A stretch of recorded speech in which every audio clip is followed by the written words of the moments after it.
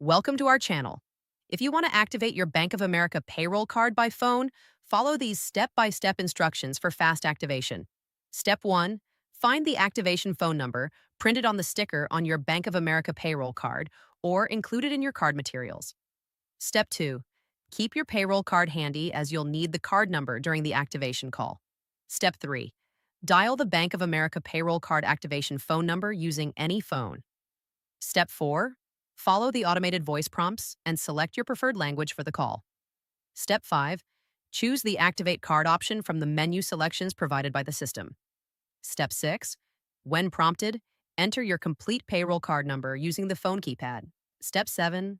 Provide additional verification information such as your date of birth, social security number, or the card's security code when requested. Step 8. Wait for the confirmation message indicating your Bank of America payroll card is now active. You can begin using your card immediately for purchases, bill payments, and ATM access. Don't forget to like this video and subscribe to our channel.